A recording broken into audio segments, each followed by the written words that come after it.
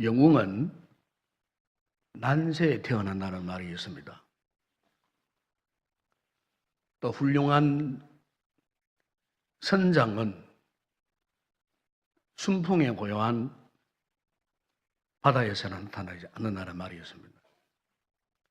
훌륭한 선장일수록 큰 푸른 무서운 풍랑을 만났을 때에 그의 진가가 발휘된다는 겁니다.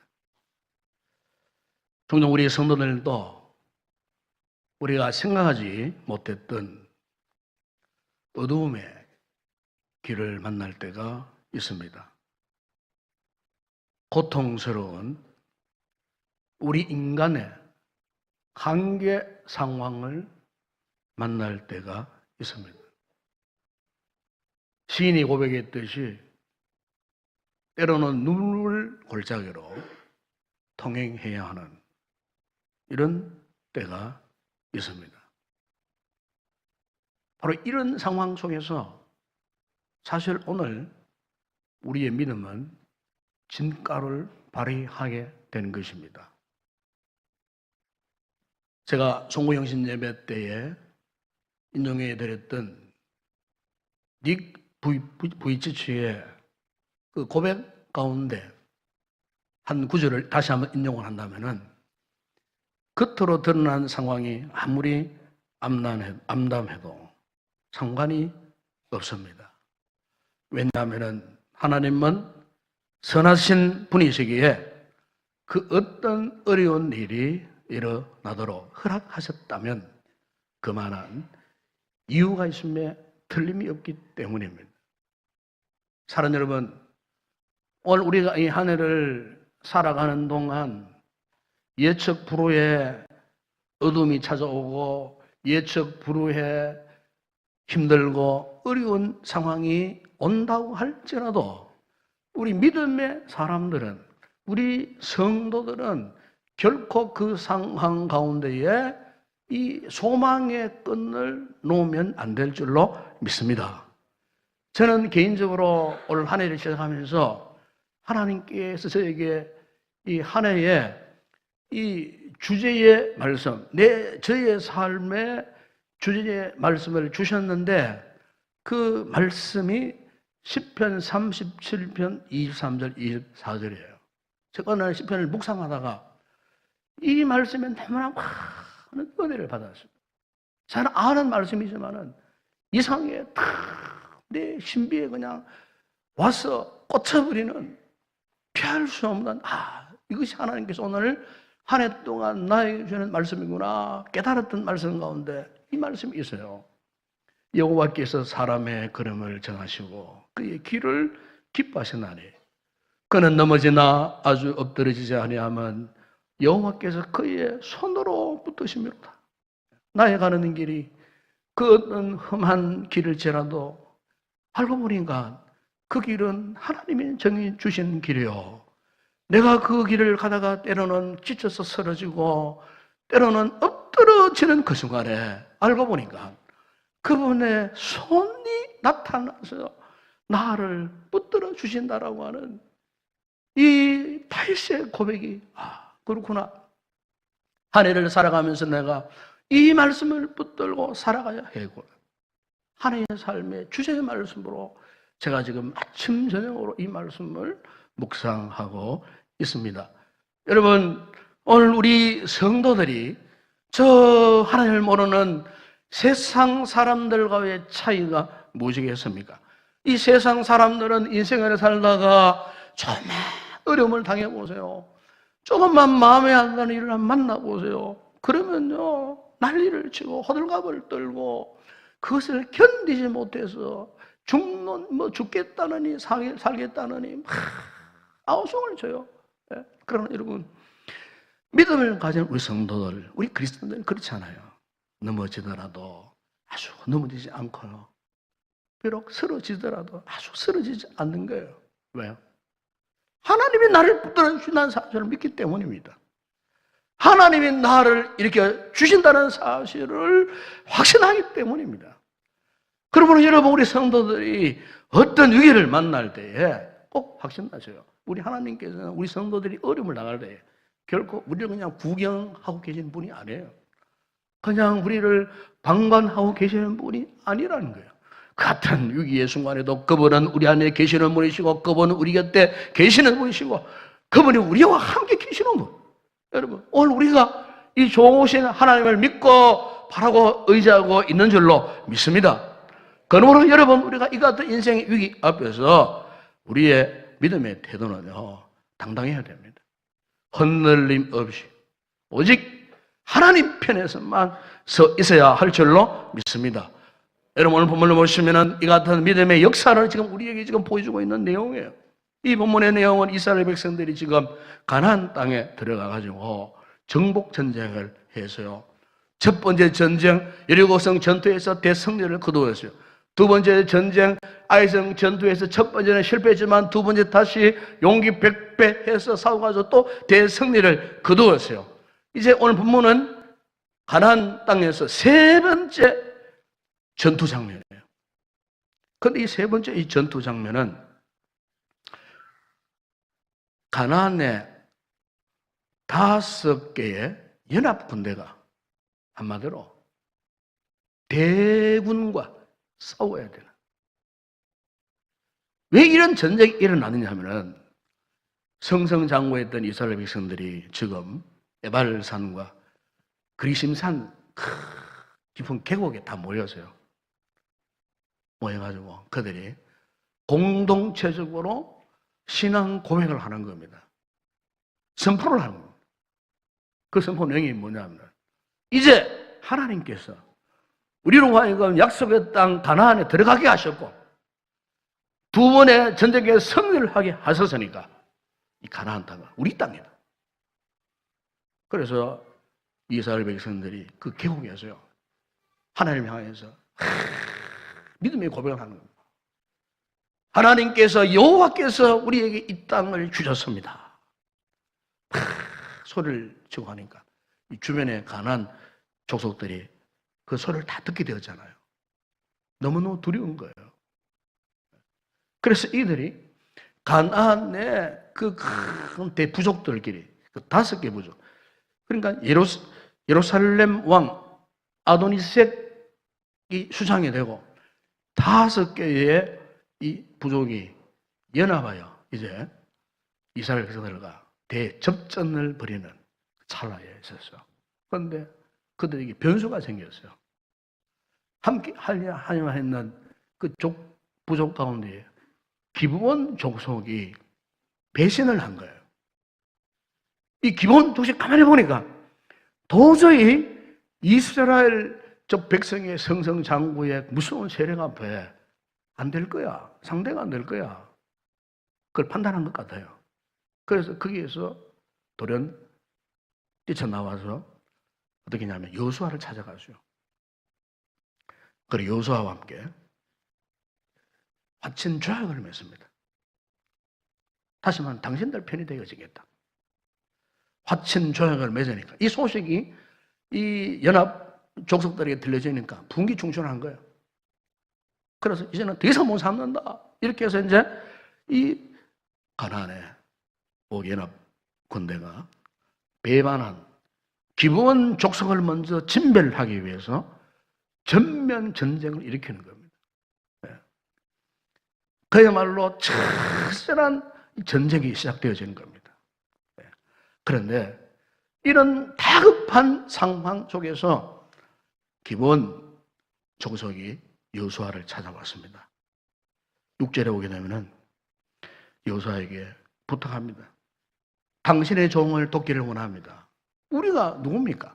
당신과 화친 조약을 맺은 족속이 아닙니까? 우리를 도와달라고, 우리를 살려달라고 그렇게 할 때에, 그런데요, 이때 하나님께서 이 같은 전쟁을 보시는 관점이 어떠하셨냐면은, 비록 기브온이 이방 족속이었지만은 이스라엘 백성들과 맺은 화친 조약을 하나님이 인정하셨어요.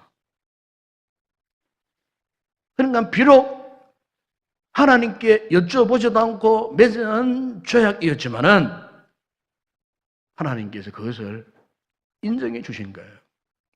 그래서 본문 8절에 보시면은 그때 이렇게 말씀합니다. 여호와께서 여호수아에게 이르시되 그들을 두려워하지 말라. 내가 그들을 네 손에 넘겨주었으니 그들 중에서 한 사람도 너를 당할 자가 없으리라. 하는 여러분, 오늘 여기서 우리가 참으로 다시 마음에 새겨야 할 교훈이 무엇입니까? 우리 하나님은 약속에 신실하신 분이십니다. 하나님의 그 말씀에는요, 변함이 없으십니다. 우리가 어떤 상황 속에 놓여졌다 할지라도 우리 하나님은 우리를 향하신 그분의 관심은 변함이 없으세요. 신명기 7장 9절에 보시면은 모세가 이스라엘 백성들에게 이런 말씀을 했어요. 그러나 너는 알라. 오직 네 하나님 여호와는 하나님이시요 신실하신 하나님이시라. 신약성경 야고보서 1장 10절에 보시면은 그는 변함도 없으시고 회전하는 그림자도 없으시니라. 하나님의 신실하심. 그래서 8절에 보시면 이렇게 신실하신 하나님께서 여호수아에게 말씀하셨다는 겁니다. 내가 그들을 네 손에 넘겨주었다는 겁니다. 그들 중에 한 사람도 너를 당할 자가 없을 것이다. 이미 이겼다고 승리를 보상하시는 말씀이었어요. 그런데 이 말씀 앞에 여호수아가 어떻게 반응했다고 하는 성경에 말씀합니까? 9절이야 11절에 보시면 여호수아가 약속의 말씀을 믿고 길갈에서 밤새도록 올라갔어요. 그리고 갑자기 그들에게 이르렀다. 이 말은 올라가서 기습 공격을 한 거예요. 이 같은 믿음의 담담이 어디 있습니까? 하나님, 신실하신 하나님의 그 약속의 말씀을 붙들었기에 여호수아가 온게 연합 군대와 정면 충돌을 해서, 그런데 본문에 보면은 온게 연합 군대들이 완전히 돌이국을 합니다.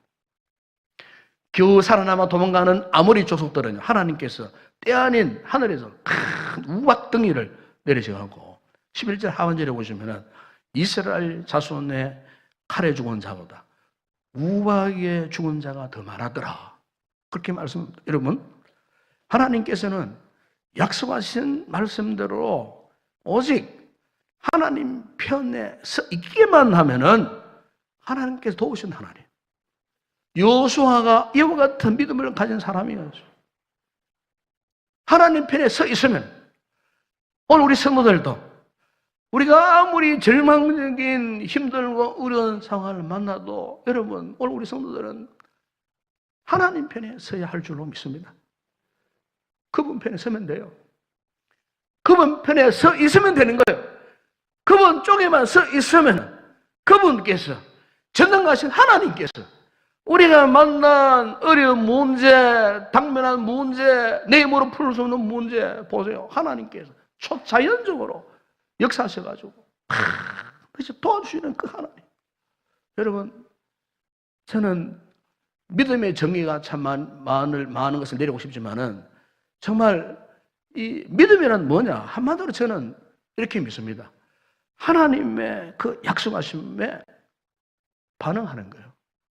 이게 믿음이에요. 하나님의 약속하심을 의심하지 않고 하나님 약속하신 그 말씀을 붙들고 그분 편에 서 있으면 여러분, 그게 하나님이 인정하시는 믿음이 되는 줄로 믿습니다. 유감스럽게도 오늘 많은 성도들 가운데는 예수를 믿고 구원을 받고 그리고 참 교회도 열심히 나오시지만은 어떤 어려움을 딱 만났을 때에, 어떤 위기 상황을 만났을 때에, 그런데 성도들 가운데는 믿음으로 반응하지 못하는 그런 분들이 있어요. 스스로가 막 혼란스러워하고 고통스러워하고 절망스러워하고, 어떤 세상적인 방법으로 무엇을 그 문제를 해결해 보려고 혼자서 막 전전긍긍하고 엄청난 스트레스를 받고 갈피를 잡지 못하고. 여러분, 오늘 우리의 삶에 있어서 어떤 문제가 있었을 때에 다른 거 필요 없어요. 하나님 편에 서면 됩니다. 여러분, 하나님의 약속이 없습니까? 그분의 말씀이 없습니까? 우리가 구원받는 하나님 자녀가 아닙니까? 여러분, 하나님께서 일부시는 커다란 은혜, 시시때때로 우리에게 말씀하시고 말씀을 주시고 시대대로 우리가 하는 은혜를 부어주시는 그 하나님.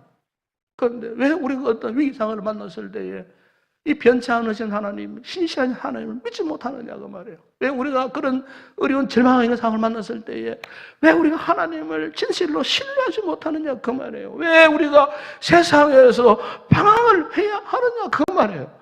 왜 우리가 스스로 실패를 자초하느냐 그 말이에요. 여러분, 되게 우리 인생이 불행해지는 것은요, 나에게 아무것도 없기 때문이 아니에요. 문제는 아무것도 할 수 없다는 이 절망적인 태도, 이것 때문에. 네?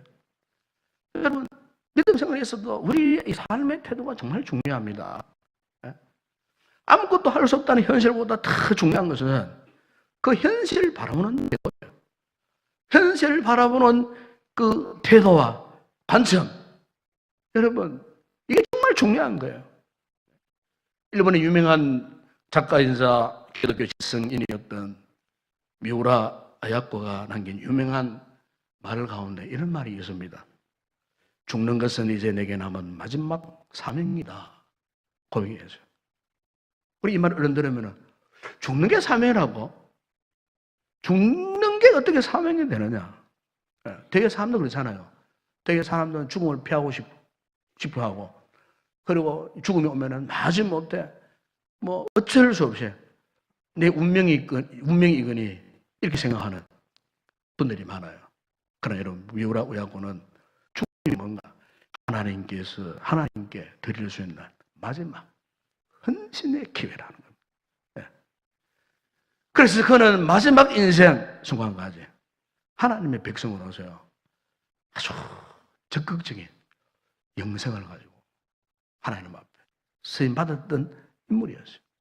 우리 한국 교회나 또 중국 교회에 아주 지대한 영향을 미친 중국의 유명한 영적 거인이라고 불려졌던 워치만이라는 분이 있습니다. 이분이 쓴 책이 있어요. 영에 속한 사람이라는 책이었어요. 베스트셀러 중에 베스트셀러. 그런데 거기 보게 되면은 워치만이가 영에 속한 사람이란 누구인가? 그는 영으로서 몸행실을 적이고 인간의 의지가 앞장서서 적극적으로 하나님을 찾아 하나님의 뜻에 순종하는 사람이라고 그렇게 고백했어요. 그러니까 어떤 위기를 만났을 때에, 인생의 문제를 만났을 때에 적극적으로 하나님을 찾고 적극적으로 하나님의 뜻에 순종하는 그 사람, 결국 뭡니까? 하나님 편에 서 있는 그 사람. 그 사람이 알고 보니까 영에 속한 사람이에요. 네. 유명한 베스트셀러 가운데에 연탄길이라는 책을 쓴 이철환 씨가 있습니다. 아주 신앙의 사람이에요. 이 이철환 씨의 간증 가운데 이런 이야기가 있었어요. 이 이철환 씨가 한때 우울증으로 죽을 고비를 느끼던 사람이에요. 남자분들에게도 우울증이 오면 그런 모양이에요. 그래서 거의 뭐 자살 직전까지 갔던 그런 상황 속에 있었는데 어느 날 그의 아내가 남편의 위기를 보고 그날부터 새벽 기도를 결단한 거예요. 그래서 이제 새벽에 이 아내가 새벽 기도회를 이제 가고 있는데 바로 그 앞에, 교회 앞에 한 중풍 환자가 교회를 가고 있는데 너무너무 힘들게 걸어가고 있는 거예요. 그래서 이제 이 아내가 가가지고 제가 좀 도와드릴까요? 하니까 그분이 아니에요. 괜찮아요. 감사합니다. 그러면서 이 환자가 힘겹게 한 발을 떼고서는 잠이 서서 하늘을 향해서 기도를 하더랍니다. 하나님 힘 주세요. 하나님 힘 주세요. 그리고 또 힘겹게 한 걸음을 떼고서는 또 기도하는 거예요. 하나님 힘 주세요. 떨리는 목소리로 기도하면서 사력을 다하여서 한마디, 하나님 힘을 주세요. 이철환 씨 아내 광경을 보게 된 거예요. 저렇게 참 사지가 마비되어갖고 겨우 걷는 저분이 한 발짝 떼고 하나님을 바라보고 하나님을 찾고 한 발짝 떼고도 하나님 아버지 힘을 주세요 기도하는 그 모습에 큰 감동을 받고 집에 돌아와서 자기 남편에게 이야기를 했답니다. 이찬아 씨가 깨달음을 갖게 된 거예요. 그래서 그 우울증에 한복판에서 있던 그가요, 그 아내 이야기를 듣고 힘을 얻어가지고 그때부터 그가 진정한 믿음의 사람으로 변화되었다라고 그런 이야기가 있었어요. 자, 여러분, 그렇습니다. 오늘 이 성도에 있어서 정말 중요한 것은 지금 내가 만난 환경이나 상황이 아니에요. 이보다 더 중요한 것은 하나님을 바라보는 태도입니다. 비록 아무것도 없고 아무런 대책도 없지만 비록 그 같은 현실 속에서 하나님을 바라볼 수 있는 이 영적인 시각이 있느냐, 하나님을 바라볼 수 있는 영적인 시선을 갖고 있느냐, 무에서유를 창조하신 전능하신 하나님으로 인해서 내가 지금 어떤 상황 속에 있다 할지라도, 어떤 상황 속에 내가 던져졌다 할지라도 반드시 내 인생, 내 삶을 역전시킬 수 있는 전능하신 하나님, 그 하나님 편에 서 있느냐. 여러분, 오늘 이 성도들 이런 하나님 편에 서 있는 믿음의 사람 되시길 주의 이름으로 축원합니다. 그래서 우리에게는요, 영적인 거룩한 배짱이 있어요.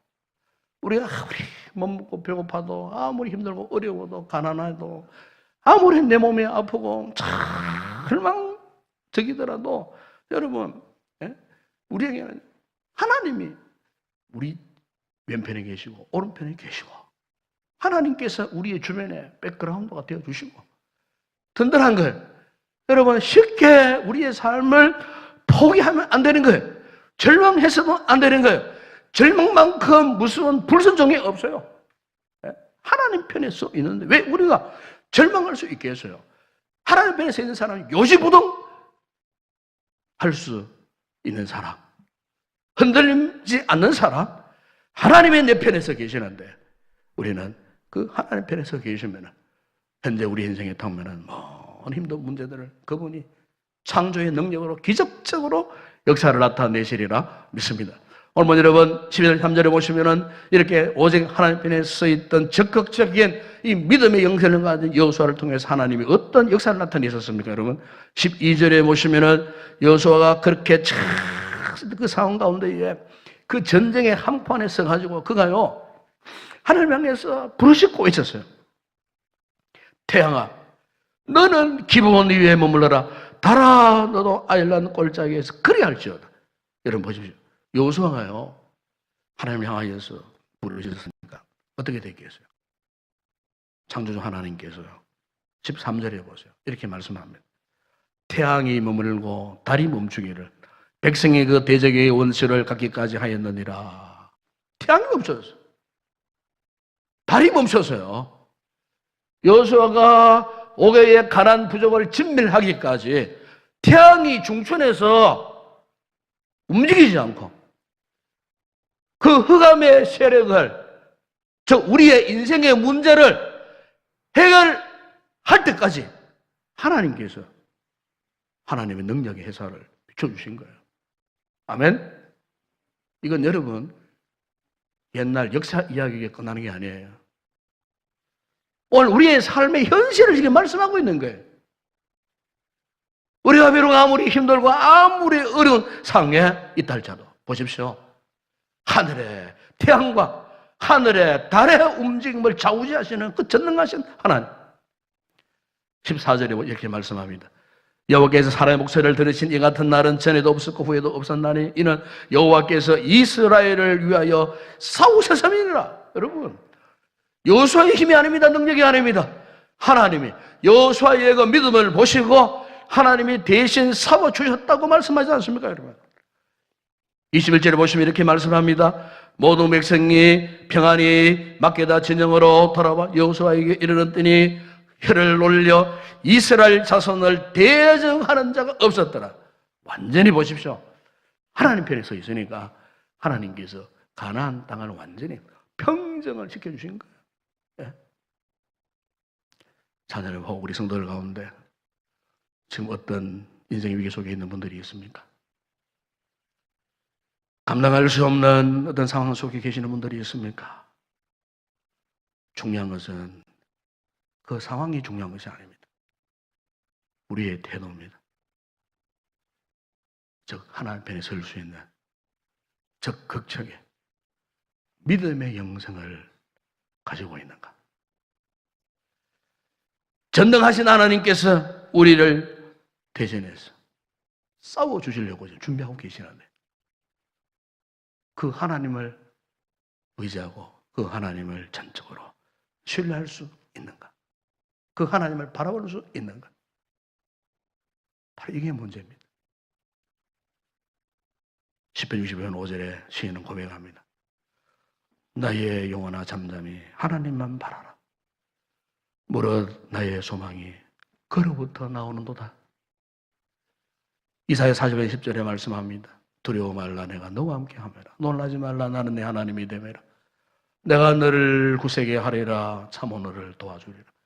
참으로 나의 의로운 오른손으로 너를 붙들리라. 예레미야 33장 3절에 너는 내게 부르짖으라. 내가 내게 응답하겠고 내가 알지 못하는 크고 은밀한 일을 내게 보이리라.